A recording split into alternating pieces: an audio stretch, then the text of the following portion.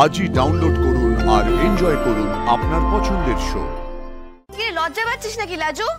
আয়।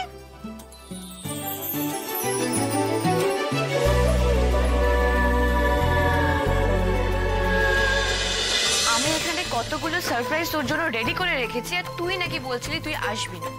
সত্যি বলছি লাজু, আজকে তুই না এলে না আমি তোর সঙ্গে আর কথাই বলতাম না, সিরিয়াসলি। দিদি, তুমি বুঝছো না কেন আমাকে বলো তো?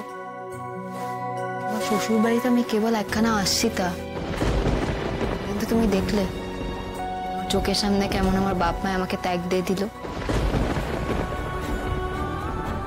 আমি অন্য দিদিরা আমাকে জোর করে ঘরে না তুললে আমি হয়তো রাস্তায় রাস্তায় ঘুরে বেড়াতাম, ভিক্ষে করে খাবার খেতে হতো আমার।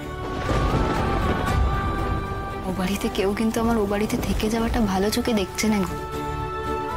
ঠাম্মির জন্য মুখের ওপর না বললেও সবার মধ্যে বিরক্তিটা আমি স্পষ্ট বুঝতে পারি।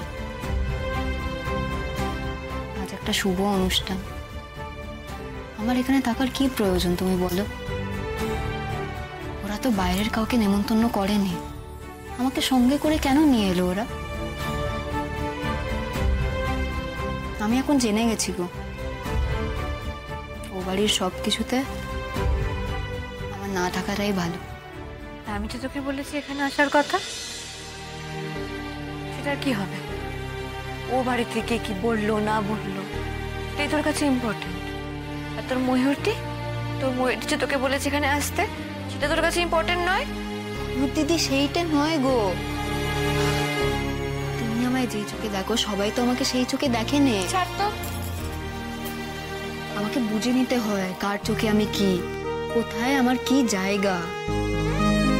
এখন ও বাড়িতে যাচ্ছ, তুমিও জেনে রাখো বারবার লাজু লাজু করলে বাকিদের ভালো লাগবে না। কার কি ভালো লাগলো কার কি ভালো লাগলো না তার উপর আমার ভালো লাগা ডিপেন্ড করে না লাজু। আমার তোকে ভালো লাগে, ব্যাস এখানেই কথা শেষ। দেখ লাজু, তুই ওখানে নিজের ইচ্ছায় পড়ে নেই।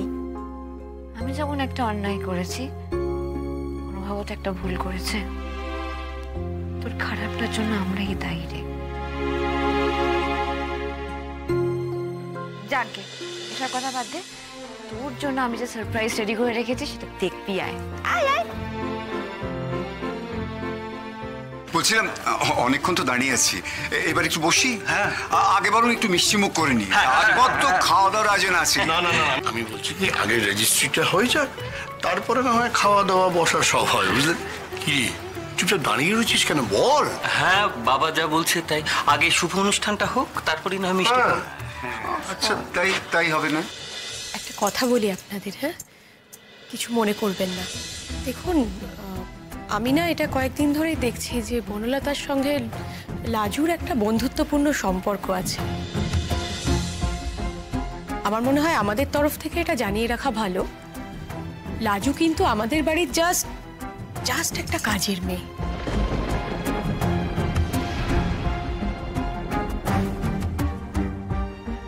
ফ্যামিলি মেম্বার কিন্তু নয়।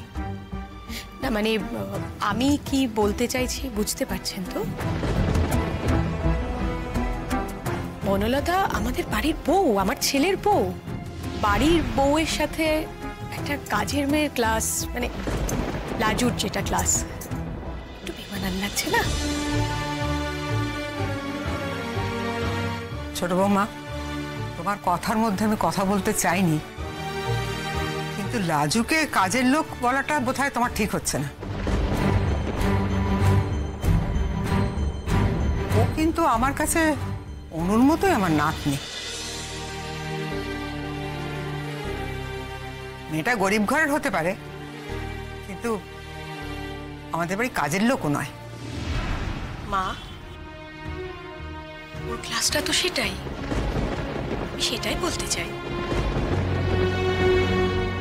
আপনারা বুঝতেই পারছেন যে মা লাজুকে যতই নিজের মনে করুক না কেন, সত্যি তো ওই বাড়ির আশ্রিতা। আর তাছাড়া আগের দিন আপনারা তো দেখলেনই ওর বাড়ির লোকেরা কিরম কেওয়াস ক্রিয়েট করে গেল। সেই জন্যেই আমরা না ওর সাথে একটু ডিস্টেন্স মেনটেন করে চলি। শিক্ষা দীক্ষা বলতে তো সেরকম কিছু নেই, কাকে কি কথা কিভাবে ঘুরিয়ে পেঁচিয়ে বলে দেবে তার নেই ঠিক।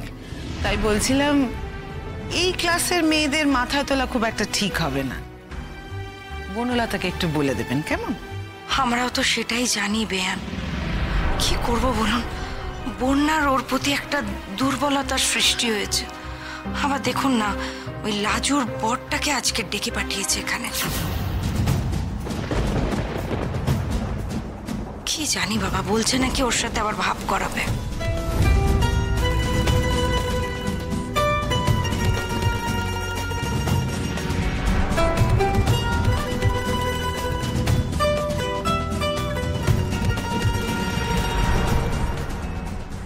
সুদেব এখানে এসছে?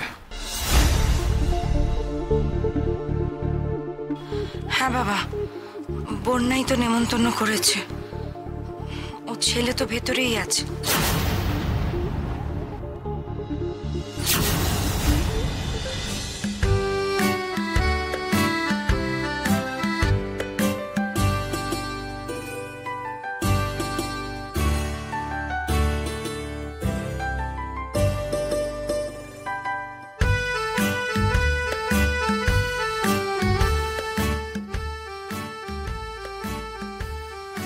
সুদেব সে এসে গেছে।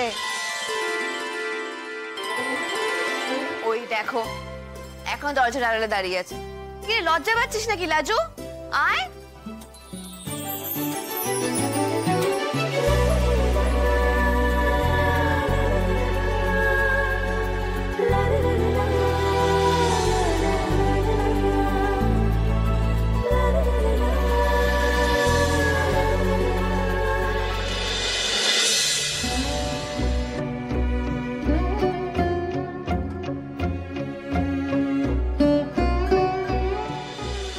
আর বেশিক্ষণ নিশ্চয়ই লাগবে না রেজিস্ট্রারে আসতে। আসলে আরো কয়েকটা বিয়ে করিয়ে তারপর আসছেন তো, তাই হয়তো দেরি হচ্ছে। আমি বরং এটা ফোন করি। হ্যাঁ, আমি একটু ওয়াশরুম থেকে আসছি। হ্যাঁ হ্যাঁ বাবা চলো, আমি নিয়ে যাচ্ছি তোমাকে। না না, যেতে হবে না, আমি চিনি। ও আচ্ছা, ওই ওই ওই সোজা ভেতরে গিয়ে ওই বাদিকটা দিকে। হ্যাঁ